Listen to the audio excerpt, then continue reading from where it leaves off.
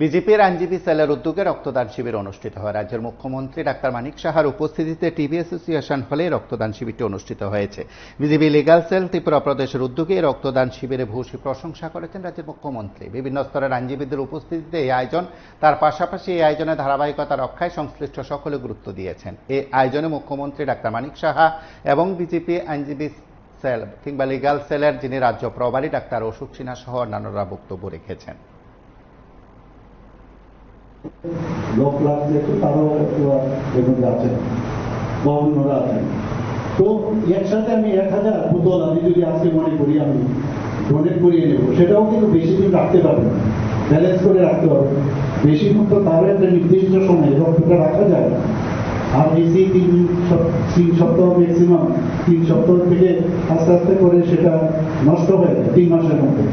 তো সেই জায়গার মধ্যে বেশি দিন রাখা যায় না। তার জন্য যে আমাদের রক্ত সঞ্চালন পর্ষদ তারা এটাকে রেগুলেট করে যে কোন জায়গায় রক্ত আমাদের ব্লাড ব্যাঙ্কগুলো আছে, যে 14টা ব্লাড ব্যাঙ্ক, 12টা আমাদের সরকারি আর 2টো হচ্ছে বেসরকারি। সেপারেশন সেন্টারও আছে আমাদের প্রায় 6টার মতো। তো সেই জায়গায় এটা মেনটেন করতে হয় যে বেশি রাখলে হবে না, আবার কমও হতে পারবে। এই যে একটা ব্যালেন্স করে চাওয়া, এটা খুব ইম্পর্টেন্ট কিছু। তো আজকে 40 জনের উপরে আপনারা এখানে দিচ্ছেন, এটা যারা দিচ্ছেন এবং যারা যখন নেবেন তাদের মধ্যেও কিন্তু একটা ঐশ্বরিক ফিল হবে আমি কার রক্ত। আর রক্ত আমাদের পরিচয় করিয়ে দেয় আমি হিন্দু, মুসলিম, বুদ্ধিস্ট না আমি মুসলিম। রক্ত আমাদের পরিচয় করে দেয় উই আর অল ওয়ান। আমরা মাঝে মাঝে ভুলে যাই, তুমি এমুক, তুমি তেমুক, তোমার বয়স 18, আমার বয়স 60, 65, কিন্তু বয়সও বোঝা যায় না। কোন মহিলার রক্ত আলাদা হয় না, পুরুষের রক্ত আলাদা হয় না, কিন্তু আমরা নিজেরা ডিভাইড করি একজন আরেকজন। ল সেলের সম্পর্কে আমার সম্যক ধারণা আছে। আপনারা যে যে আমি মনে করি যে আগামী দিন আপনাদের উপর কিন্তু অনেক মানুষ তাকিয়ে আছে। যে পরম্পরা কোর্ট চত্বর আছে তার থেকে আমাদের বেরিয়ে আসতে হবে। দেশের জন্য, রাষ্ট্রের জন্য যারা কাজ করছে, চোখ বন্ধ করে কোনো অন্য দিকে না গিয়ে বিভিন্ন চিন্তাধারা, মাঝে মাঝে ব্রেনের কিন্তু অনেক সময় তারতম্য ঘটে। আজকে এমুক, কালকে তেমুক, আমি যদি না পাই তাহলে ঠিক না, আর পেলে আমি ঠিক। রাষ্ট্রের চিন্তা করে যদি সবাই আমরা ইউনাইটেড থাকি, আপনি দেখছেন নরেন্দ্র মোদীজি কিভাবে দেশকে চালিয়ে যাচ্ছে। তো এই পার্টির যিনি আমাদের মানে লিডার, যদি এমন হতো যে উনি দেশকে অন্যভাবে পরিচালিত করছে তাহলে দ্বিধাগ্রস্ত আপনারা থাকতে পারেন। আজকে দেশকে রক্ষার জন্য যেভাবে উনি অপারেশন সিন্দুর, যে অপারেশনটা করেছে, আর কি নাম দিয়েছে অপারেশন সিন্দুর। আমাদের মেয়েরা, আমাদের বোনেরা যারা বিয়ের পর খালি গেল হানিমুন করতে ছিলেন, তাদেরকে দেখে দেখে কোন ধর্মের গুলি করে পাক মতো পুষ্ট যে টেররিস্টরা তারা গুলি করে ফেলে। মাননীয় প্রধানমন্ত্রী বলেছেন যে কাউকে ছাড়া হবে না, এবং বিহারের যে গান্ধী ময়দান থেকে উনি বলেছেন যে আমি কাউকে ছাড়ব না। এবং এর আগেও আমরা দেখেছি যে সার্জিক্যাল স্ট্রাইক হয়েছে, এয়ার স্ট্রাইক হয়েছে, এবং এর জন্য ওনার উপর যে আমাদের আস্থা, বিশ্বাস, আমরা জানতাম সেটা হবেই হবে। আর এবার এমন যুদ্ধ দেখালো যে প্রযুক্তিকে সামনে রেখে যে ঘরে বসেও যুদ্ধ করা যায়, সোলজার পাঠাতে হয় না, কিছু পাঠাতে হয় না। এখন প্রযুক্তি এত স্ট্রং হয়ে গেছে। তো সেটাকে সামনে রেখে মাত্র 25 মিনিট থেকে 26 মিনিটে 11টা টেররিস্টের ঘাঁটি তাদের যে পাকিস্তানের ভিতরে ঢুকে গিয়ে এক রকমাই তাদেরকে খতম করবে। ওদের যে এয়ার সিস্টেম ধ্বংস করবে। আমাদের S-400 এর কথা বলে তো লাভই নেই, এতগুলো ওরা মানে ওদের এখান থেকে যে আমাদের এখানে ভারতকে আক্রমণ করার জন্য যে ব্যবস্থা করেছিল, S-400 এর মাধ্যমে সব কটাকে ধ্বংস করবে, হাওয়ার মধ্যে মাটিতেও যেতে পারে। তো এই যে ব্যবস্থা আমরা তো আগে দেখিনি সেরকম। তো আস্তে আস্তে করে এখন আমাদের সুরক্ষার ক্ষেত্রে মাঝে মাঝে আমি সব জায়গায় এখন বলছি, শান্তির জন্য মাঝে মাঝে শক্তিশালী হতে হবে, শান্তির জন্য শক্তিশালী হতে হবে। এবং যে দেখা যায় যে আউট অফ দ্য ওয়ে তোলার চেষ্টা করে, তার জন্য যা করার আমরা করব। সেটা যে দলেরই হোক, যাই হোক, সেটা আমাদের করতে হবে। আদারওয়াইজ স্ট্রিমলাইন না করলে, আমাদের যদি সংগঠিত, যদি প্রপার সংগঠন যদি স্ট্রং না হয়, ডক্টর শ্যামাপ্রসাদ মুখার্জি থেকে আরম্ভ করে পণ্ডিত দীনদয়ালজি যে মার্গদর্শন আমাদের দিয়েছেন, এখন আমাদের জেপি নাড্ডাজি, আমাদের সর্বভারতীয় সভাপতি, উনিও যেভাবে আমাদের টিম, আমাদের অমিত শাহজি, গৃহমন্ত্রীজি, যেভাবে দেশকে শক্তিশালী করার জন্য চেষ্টা করছে, আমরাও সেই দিশায় আমাদের চেষ্টা করছি। অনেকে অনেকভাবে মন্তব্য দেয়, বিরোধীরা নানাভাবে কথা বলছে। আমরা দেখছি এখন কোনো ইস্যু তো নেই। রাহুল গান্ধীর নেতৃত্বে যে ভোট চুরি এটা আননেসারি একটা এরকম একটা অবস্থা সৃষ্টি করছে যে 100 পার হতে পারেনি এবারের লোকসভার ইলেকশন। তারপরেও যখন যায়, নিজের এক্সিস্টেন্সের জন্য বিভিন্নভাবে ওনারা চেষ্টা করছে মানুষকে কিভাবে বিভ্রান্ত করা যায়। ওনাদের তো কেলোর কীর্তি আমরা সবাই জানি, স্ক্যামের কতগুলো স্ক্যামের হিসাব নেই, সেইগুলো যদি আমরা বলতে থাকি শেষ করা যাবে না। তো এইরকম একটা জায়গার মধ্যে এখন সুস্থির একটা পরিবেশ আমাদের দেশ হচ্ছে, আগামী দিন আমাদের শক্তিশালী হচ্ছে। দেশকে শক্তিশালী করতে গেলে আমাদেরও শক্তিশালী হতে হবে। এবং আজকে আবার আমি এই ধরনের রক্তদান শিবির করার জন্য আমি বিজেপি লিগ্যাল সেল ত্রিপুরা প্রদেশকে এবং বিশ্বজিৎ বাবু এবং ওনার টিমকে এবং আমাদের যিনি দলেরই হোক, যাই হোক, সেটা আমাদের করতে হবে। আদারওয়াইজ স্ট্রিমলাইন না করলে, আমাদের সংগঠিত, যদি প্রপার সংগঠন যদি স্ট্রং না হয়, ডক্টর শ্যামাপ্রসাদ মুখার্জি থেকে আরম্ভ করে পণ্ডিত দীনদয়ালজি যে মার্গদর্শন আমাদের দিয়েছেন, এখন আমাদের জেপি নাড্ডা, সর্বভারতীয় সভাপতি, উনিও যেভাবে আমাদের টিম, আমাদের অমিত শাহজি, গৃহমন্ত্রীজি, যেভাবে দেশকে শক্তিশালী করার জন্য চেষ্টা করছে, আমরাও সেই দিশায় আমরা চেষ্টা করছি। অনেকে অনেকভাবে মন্তব্য দেয়, বিরোধীরা নানাভাবে কথা বলছে। আমরা দেখছি কোনো ইস্যু তো নেই। রাহুল গান্ধীর নেতৃত্বে যে ভোট চুরি এটা আননেসারি একটা এরকম একটা অবস্থা সৃষ্টি করছে যে 100 পার হতে পারেনি এবারের লোকসভার ইলেকশনে। তারপরেও যখন যায়, নিজের এক্সিস্টেন্সের জন্য বিভিন্নভাবে ওনারা চেষ্টা করছে মানুষকে কিভাবে বিভ্রান্ত করা যায়।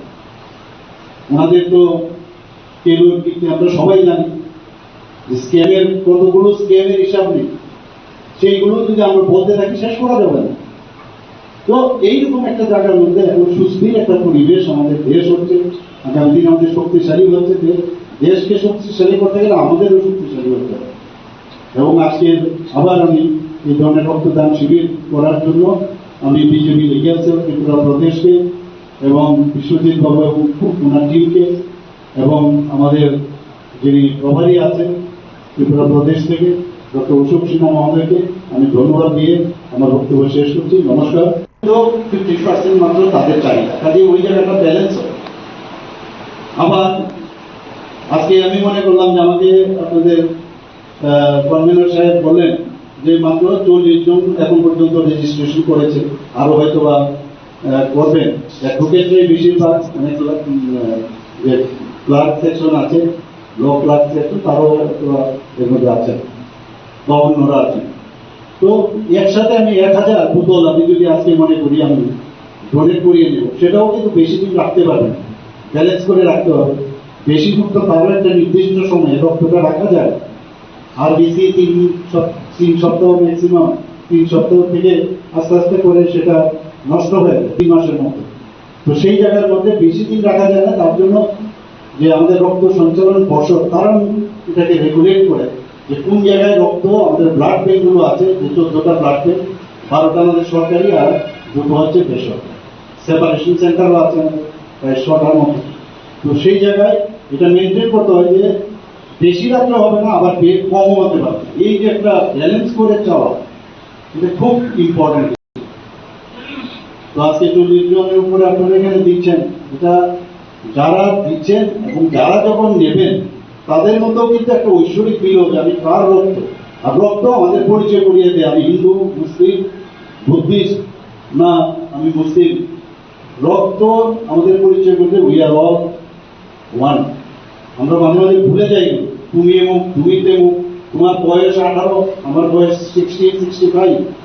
কিন্তু বয়সও বোঝা যায় না, কোনো মহিলার রক্ত আলাদা হয় না, পুরুষের রক্ত আলাদা হয় না, কিন্তু আমরা নিজেরা ডিসাইড করি একজন আরেকজন। ল সেলের সম্পর্কে আমার সম্যক ধারণা আছে। আপনারা যে যে আমি মনে করি যে আগামী দিন আপনাদের উপর কিন্তু অনেক মানুষ তাকিয়ে আছে। যে পরম্পরা কোর্ট চত্বরে আছে তার থেকে আমাদের বেরিয়ে আসতে হবে।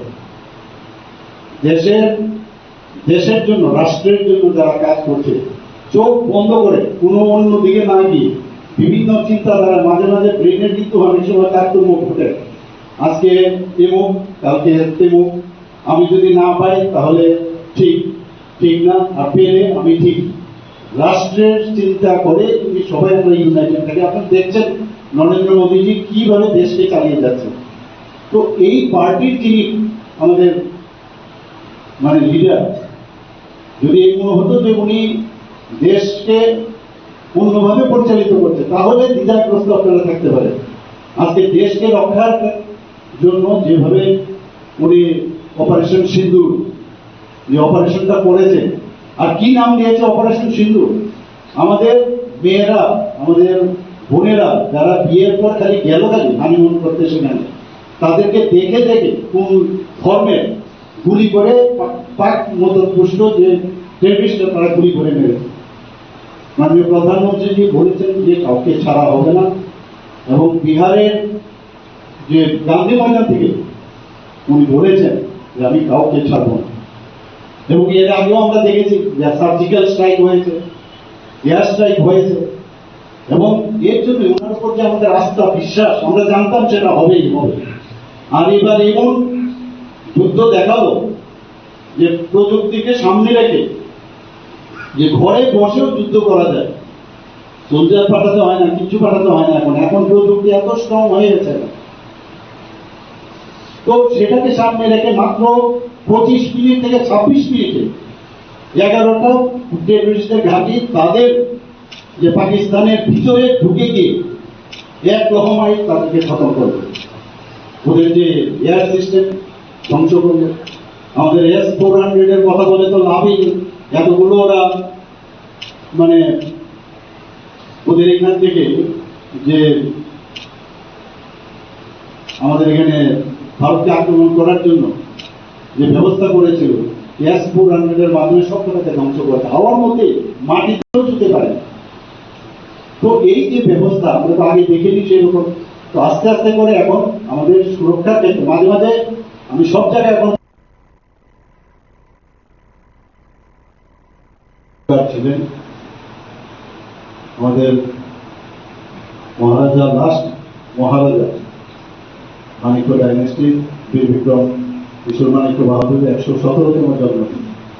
এরকম একটা দিন এই ধরনের আয়োজনে আমি নিজে উপস্থিত থেকে এবং আপনারা এখানে উপস্থিত থাকার জন্য হার্দিক অভিনন্দন ও শুভেচ্ছা জানাচ্ছি। খুব ভালো লাগছে যে লিগ্যাল সেল এই ধরনের একটা উদ্যোগ নিয়েছে রক্তদানের বিষয়ে। আমাদের পূর্ববর্তী বক্তা ডক্টর অশোক সিনহা অলরেডি বলেছেন, সারা বছর আপনারা নিজেদের যে প্রফেশনাল ওয়ার্ক নিয়ে আপনারা ব্যস্ত থাকেন, এবং যে ধরনের আপনাদের কাজ, সেই কাজের সাথে এই ধরনের ওয়ার্কের কিন্তু একেবারে মিল নেই। এটা একটা বিরাট একটা শান্তির জায়গা আমি বলবো, যে রক্তদান মাধ্যমে একটা পিস অফ মাইন্ড যেটা বলবে সেটা কিন্তু আজকে আপনারা পাবেন। আমি সব জায়গায় একই কথা বলি যে আমরা অনেক ধরনের দান কিন্তু আমরা করবো। বস্ত্র দান করি, আমরা অনেক সময় খাদ্য দানও, অন্ন দানও করি, আমরা জ্ঞান দানও করি, কিন্তু সব দানের উপরে রক্তদান। কারণ অন্যান্য যে দানগুলো আছে সেগুলো কিন্তু বাজারে পয়সা দিয়ে কেনা যায়, কিন্তু এই দান কিন্তু পয়সা দিয়ে কেনা যায় না। রক্তের পরিবর্তে রক্তই একমাত্র তার অপশন, এছাড়া কোনো অপশন নেই। মাঝে মাঝে এই রক্ত দেওয়ার সুবাদে একদিকে যেমন নিজের স্বাস্থ্যেরও সুরক্ষা হয়, আবার মিনিমাম 3 জন লোকের স্বাস্থ্য আমরা তার যে মুমূর্ষু ব্যক্তি তাকে বাঁচাতে পারি। এবং আমরা জানি যে আগে তো হোল ব্লাড দেওয়া হতো, এখন ব্লাডকে সেপারেট করা যায়।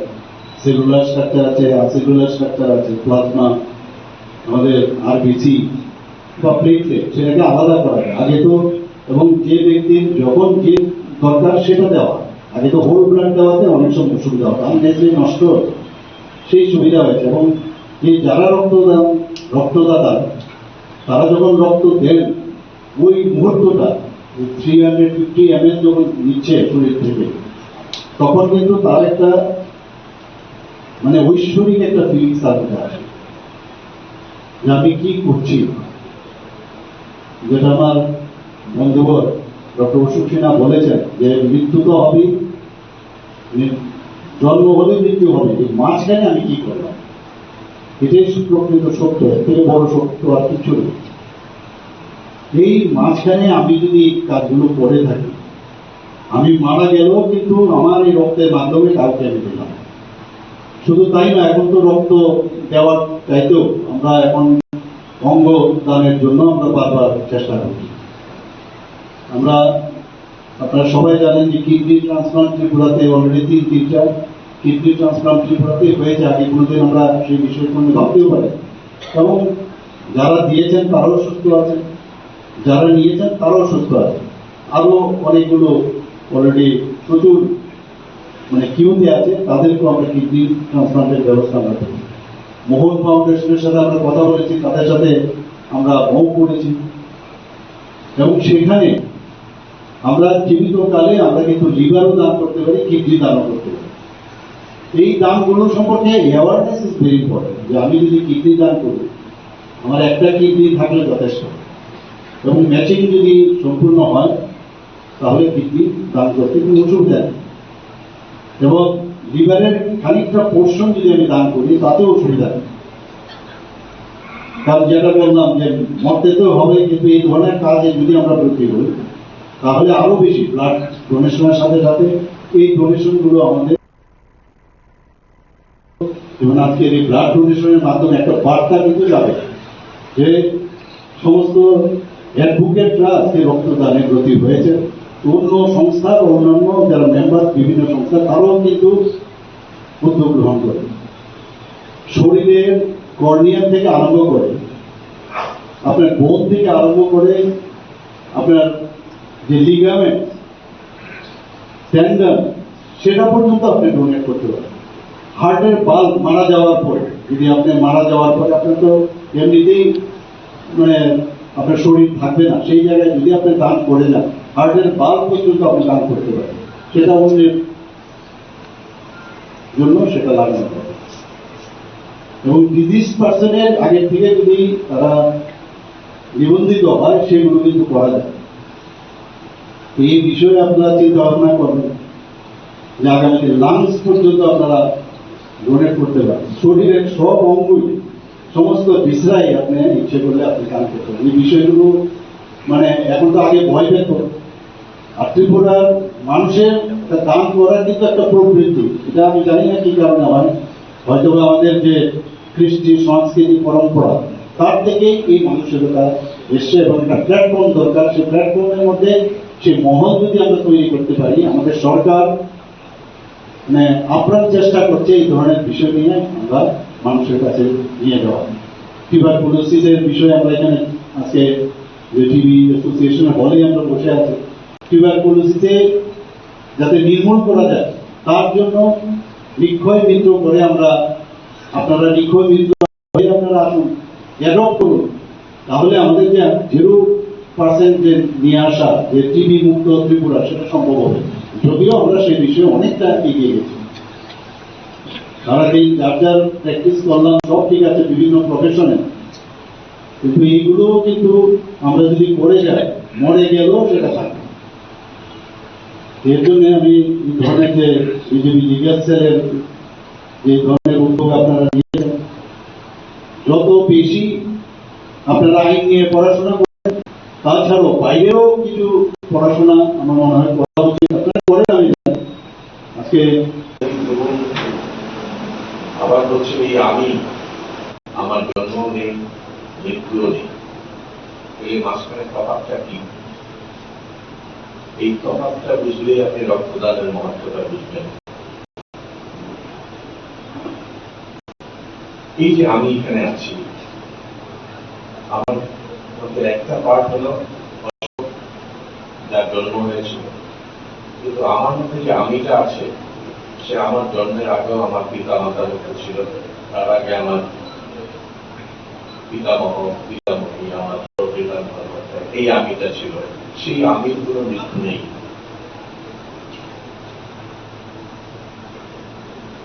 সে কারণেই হান্নামানের শরীরের মৃত্যু হলেও এই আমির মৃত্যু হয় না। এই আমিটা কি বস্তু, এর সঙ্গে ব্লাড ডোনেশনের সম্পর্কটা কি? আপনারা দেখুন, একটা প্রদীপ জ্বালানো হলো, একটা মোমবাতি প্রথমে জ্বালানো, তারপরে সেই মোমবাতি দিয়ে আরেকটা প্রদীপকে জ্বালানো। সেই প্রদীপ জ্বালানোর সময় মোমবাতিটার যে আগুনটা আছে তার কোনো ক্ষতি হয়েছে? কিছু ক্ষতি নেই তার, কিন্তু সে আরেকটা প্রাণ সঞ্চার করতে পারছে নিজের কোনো ক্ষতি না করেই। যদি একটা প্রদীপ নিভে যায়, আমরা যদি আবার সেটার কাছে একটা জ্বলন্ত প্রদীপ ধরি, সেই আগুনের ছোঁয়ায়, সেই আগুনের পরশমণি আগুনের সঞ্চার করে নিজের কোনো ক্ষতি না করেই। ঠিক সেরকম প্রদীপ জ্বালানোর মতো আপনি যদি রক্তদান করেন, সেই রক্তদান আপনার মধ্যে যে অসীম অনন্ত প্রাণটা আছে, সেই প্রাণ অন্য একটা প্রাণকে রক্ষা করে। এত বড় একটা কাজ এত সহজে হয়। তাই আমাদের এক কবি বলেছিলেন, সময় তুমি হার মেনেছ রক্তদানের কাছে, 5টা মিনিট করলে খরচ, একটা জীবন বাঁচে। আপনারা শুনলেন সেখানে মুখ্যমন্ত্রী সহ অন্যান্যদের বক্তব্য। তারা বক্তব্যে আইনজীবীদের রক্তদান শিবিরকে ভূয়সী প্রশংসা করেছেন, ধারাবাহিকতা রক্ষায় প্রত্যেকে আহ্বান রেখেছেন। আপনারা দেখতে থাকুন